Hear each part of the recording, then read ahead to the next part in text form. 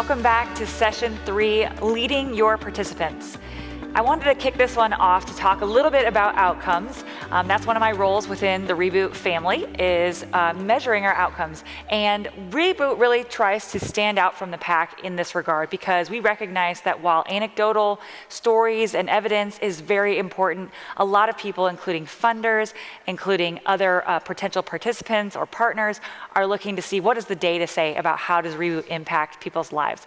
And so we've made this as simple as we can, and we just want to give you a flyover understanding of how we gather data so that you can help your participants to do the survey. So again, we have a welcome survey and a graduation survey. The welcome survey can be done by participants anytime between the time they register and their second session. So at week 1, you have that last opportunity to remind them to do their survey, and all you got to do is tell them to go to their My Reboot account and find the survey. It's located right there in My Reboot. So you don't have to spend time during the course administering it, just send them to My Reboot and say they can do it on their own time. And then again, the graduation survey happens at week 12. They can complete it at graduation or sometime that following week. We just need your help in partnering with us to make sure that participants understand the value that they're offering the organization and why they should do their surveys. Again, they're helping us to validate our program, also helping us to improve it because we learn from these surveys and we can refine the curriculum over time to make it better and help the next man or woman up. One of the things that is probably the most common question I get asked is what happens if one of my participants finds themselves in crisis? And we're going to give you some tools. You're not going to become a mental health professional by the end of this, but we are going to give you a few things what to do should you find a member in crisis. The first one is you want to watch for signs of crisis, right? That's the first one. What are some signs of crisis? What are some things? People pulling away and isolating. Increased use of substances. Right, increased use of substances. Maybe they're actually directly, overtly talking about hurting themselves or others. Maybe they're starting to neglect themselves. Sorry. No. Giving away possessions. Yeah, giving away these any of their possessions. Talking about, well, none of it matters anyway. Language like that would be signs that someone is in crisis. Oftentimes, people that find themselves in crisis also, especially if suicidal ideation becomes part of it, many times that's because something has changed in a relationship. The vast majority of suicides happen after things like a breakup or a separation or things like that. Not always, but a lot of them do. And so that's another thing, right? And also a lot of them involve substances. So if you see an increase or a drama get introduced to either one of those, that's when you kind of want to pay a little bit closer attention and make sure that people aren't finding themselves in crisis. Here's another one. You want to directly ask the tough questions. What's that sound like, Jenny? How do you do that when it comes to suicide? Well, I'm sure you've all heard it, but again, it's important. Are you thinking of hurting yourself or others? Are you having thoughts of hurting yourself or others? You got to ask that question, and you might be surprised with what you hear. Yeah, and something that happens. Now, I will say, we don't have this happen a lot, do we? I mean, not very often do members get to a place where they're truly in a state of crisis. They might be in an emotional crisis, but they're not in a risk of harm for themselves, right? Or someone else. And one of the things that's come up a lot is people will call, I know Brian, they'll call you, a spouse will call you and say, Dave's locked in the bathroom, come over and talk to him, right? Is that a good idea always? I mean, how do you handle some of those kind of calls? Yeah, so most of the time I will not go. It's different if it's like a co-leader or if it's somebody that, this is their 7th time through the group and we've built rapport, then I probably would. But if this is somebody I don't have a great relationship with, I will try to call the person, try to get them on the phone myself. I will try to talk to them. And at the same time, I will let them know that I'm going to call I need to call law enforcement. Right. And get law enforcement involved. And at the same time, Reboot doesn't run from science. Right. We partner with science, respecting that mental health. So at the same time, not being afraid to escalate it to get mental health involved. Right. Because what we do is very direct and it works. But at the same time, there are a lot of participants that need both the spiritual wellness and the mental health. That's right. And so often I think you could end up putting yourself in harm's way. If you just rush over and try to save the day, that's like me running into a burning fire of a building when I'm not a firefighter and I don't know what to do, right? So we don't want to have that happen. And if you are on the phone with somebody or a close family member who finds themselves in crisis, one thing is to ask them, Are there firearms that they have access to right now? Are they currently abusing substances? Ask for their permission, the person who's in crisis. Would it be okay for your safety if for a season your spouse or I or somebody takes these things with us just for your own protection? Yes, that's a gutsy question. It's an uncomfortable question. But those two questions is, are you feeling like you want to hurt yourself or others? Do you have a plan to do so? And would it be okay if I help eliminate some of the risk of that by taking things? Those are three questions that you really will never regret asking. They take a ton of courage to ask directly. I've done it many times. I'm telling you that you'll never go to bed at night saying, man, I'm not going to sleep tonight because I asked those three questions. But if you don't ask them, you will lay in bed going, I should have asked those questions. Why didn't I? Okay? Those are some of the key things about helping a person in crisis. You want to assess the situation. Are they in crisis? You want to listen non-judgmentally. You want to have those conversations.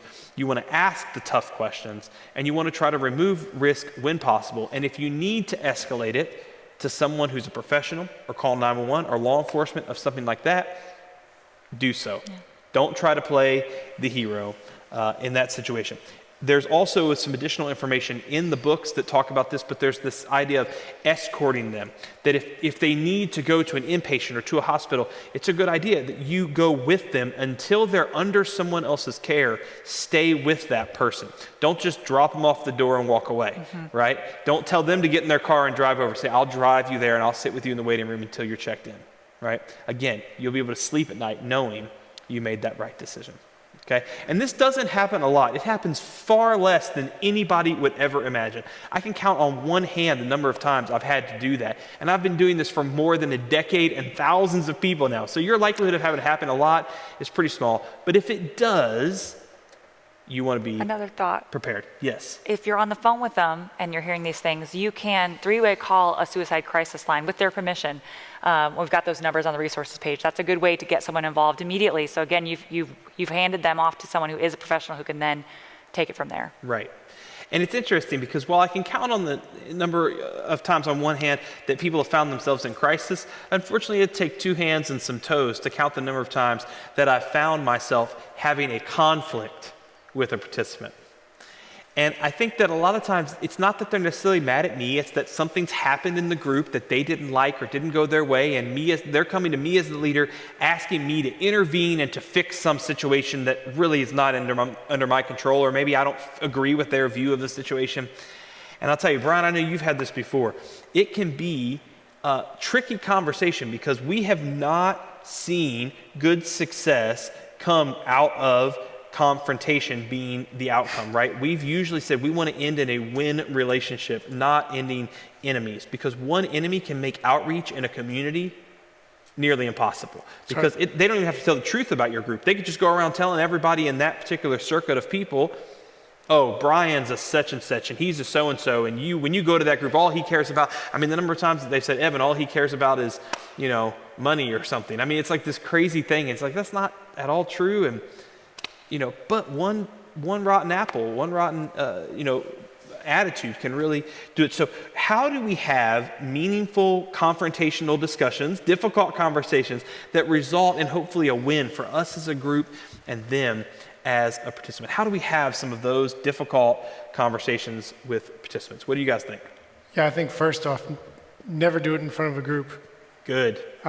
It's always something...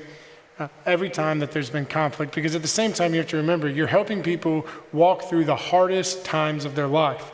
They are looking for reasons to be offended and leave. Yeah. They are looking for reasons to not like you and to leave.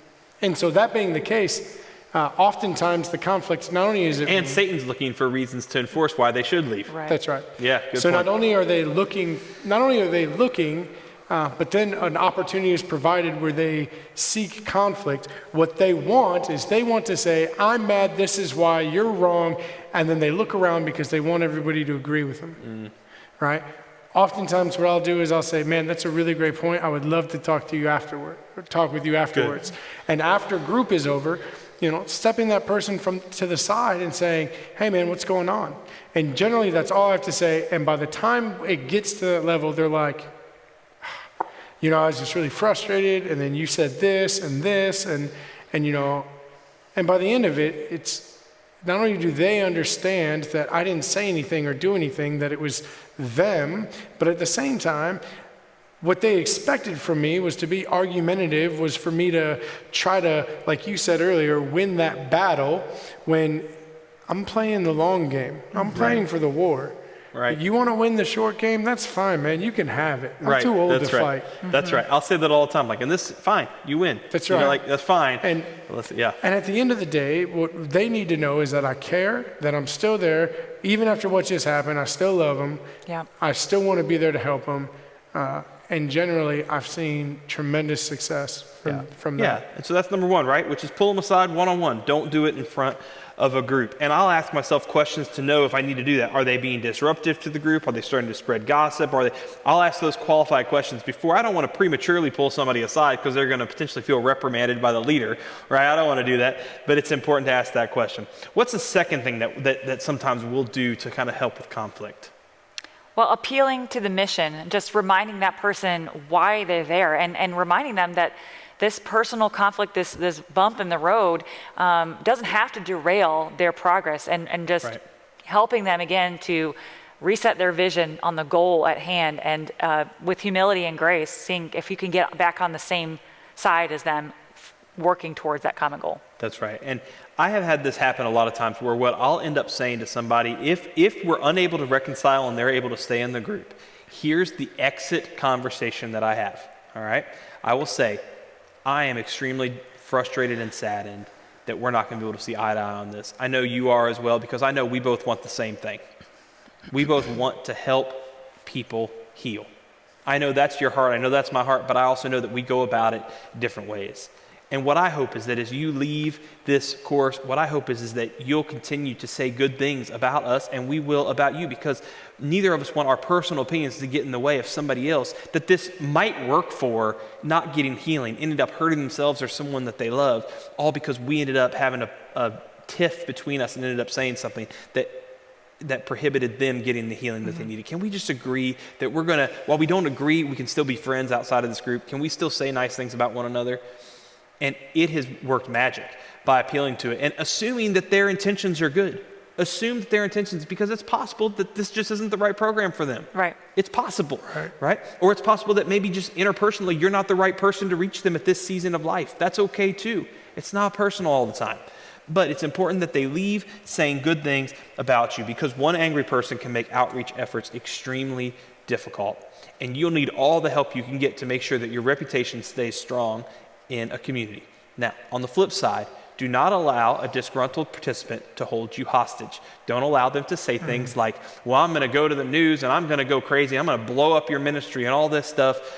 You know, at the end of the day, you do your best. You try to make amends, but sometimes a person who wants to be angry is going to leave angry. And you can't always do it, and don't beat yourself up over that. But make every effort to what? What's Scripture say? Make every effort to what?